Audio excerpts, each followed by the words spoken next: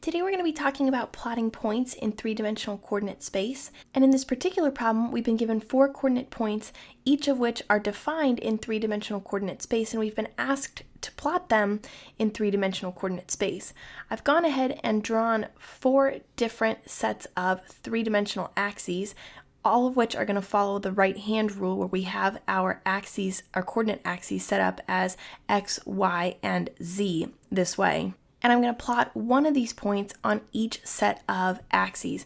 Now, before we keep going, because this is the very beginning of three-dimensional coordinate space, moving from two-dimensional coordinate space, I just want to make a note that for anybody who might be confused, remember that in two-dimensional coordinate space, we just had 2 variables, x and y, and we would have a two-dimensional coordinate system like this with x and y. And if we had a point, let's say we called our point 2, 3, then we would move out a distance of 2 along the x-axis and then up a distance of 3 along the y-axis, and our coordinate point here would be this point right here, 2, 3, like this. Well, this is going to be the same concept for three-dimensional coordinate space, except that we have to deal with a third dimension or a third variable, which is z. And z is really just adding a third dimension, a height component, to this flat xy coordinate plane. So if we wanted to take this point 2, 3 and we wanted to plot it in three-dimensional coordinate space, what we would need to assume is that we were actually moving to the point 2, 3, 0, where 0 is our z coordinate. We're not going to be moving up a distance along the z-axis at all. We're going to be staying in the xy coordinate plane. So what we would do is we'd come out a distance of 2 along the x-axis here, and then we would move parallel to the y-axis up a distance of 3, let's say right here, and that point 2, 3 would be here in our three-dimensional coordinate system with no height component here in the z-axis. We wouldn't move up along the z-axis or down along the z-axis.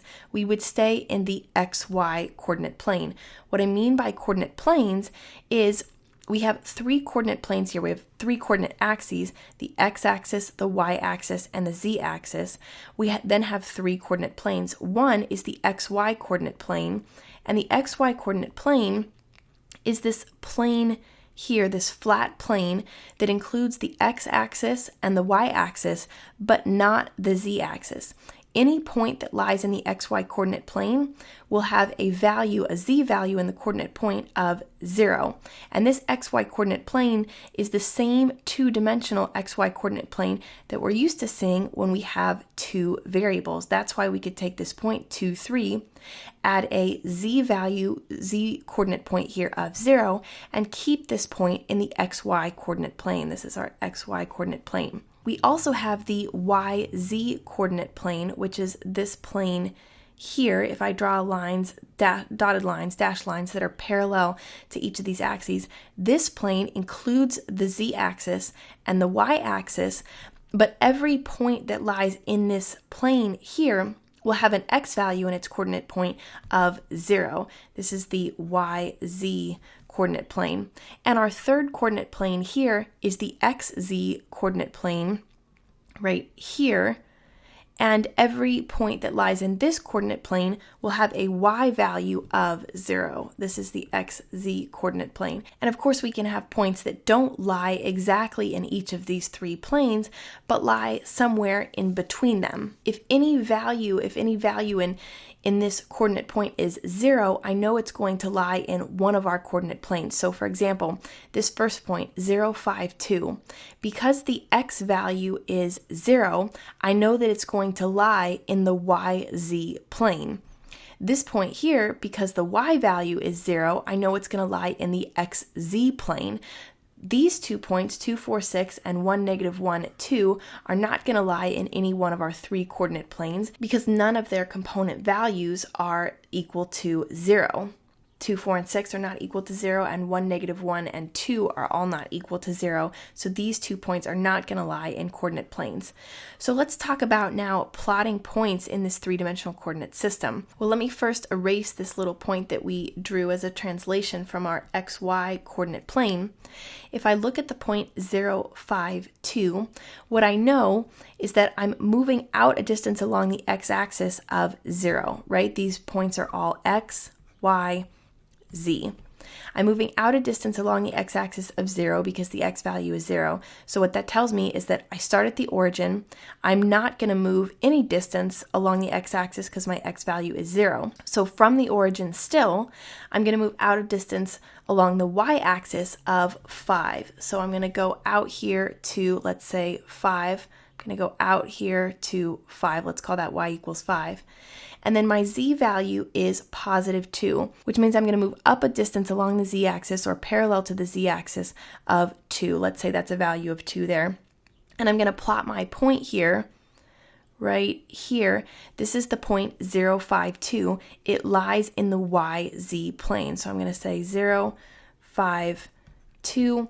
It lies in the yz plane. The x value is 0. And what I like to do sometimes, just to clarify, is I like to draw corresponding parallel lines to make a rectangle out of this. Because this lies in one of our coordinate planes, we're just going to see a rectangle here.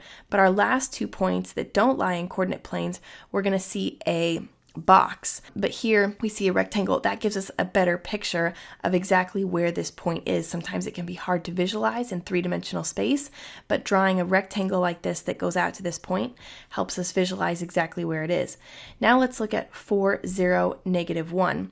Well, in this case, I'm going to come out a distance along the x-axis of 4. Let's say that that's a distance of 4 along the x-axis. The y value is 0. So if I had a non-zero y value, I would move out parallel to the y-axis this way, or if the y value is negative, out parallel to the y-axis this way. But because it's 0, I'm going to stick here along my x-axis. Then I move a distance of -1 along the z-axis. Well, when the z value is positive, I move up parallel to the z-axis. When it's negative, I move down parallel to the z-axis, a distance of 1. And there's my point right there. I can go ahead and label it as 4, 0, -1. And because it's going to lie in the xz coordinate plane, I can just draw a rectangle here that illustrates that xz coordinate plane. And I know that my point is in that plane. 2, 4, 6 gets a little more interesting. I move out a distance of 2 along the x-axis like this. Then I move out a distance of 4 parallel to the y-axis. Well, the positive direction of the y-axis is this way, so I'm going to move out a distance of 4.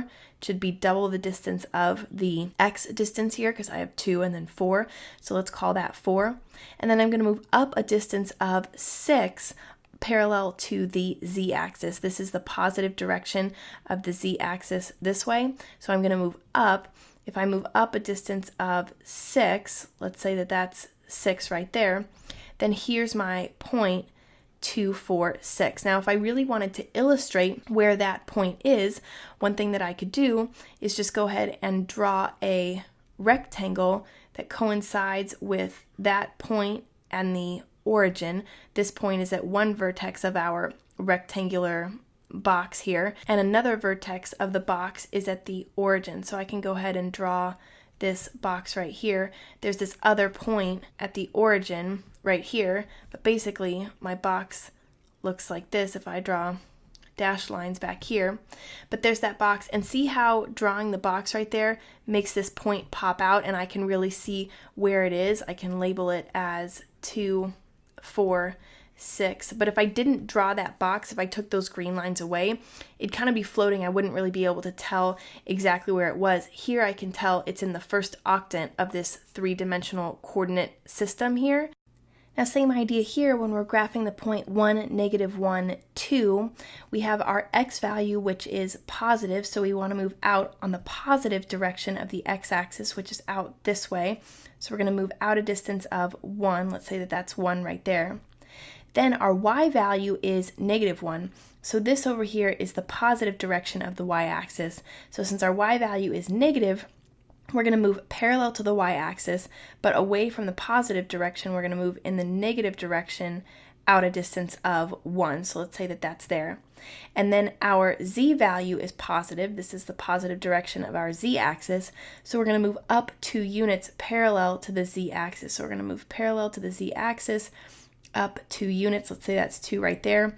And here's our coordinate point 1, -1, 2. Now if we want to fill this out and draw our box so we get a better perspective of exactly where this point is, we can fill in the other sides of our box like this along the z-axis, and like this, and we can draw dotted lines here to represent the back of our box like this, and that gives us a much clearer picture of exactly where our coordinate point is in relation to our coordinate axes, and we can label it as 1, -1, 2. You should always label the coordinate point after you sketch it like that. So that's just a basic overview of how to plot points in 3-dimensional coordinate space.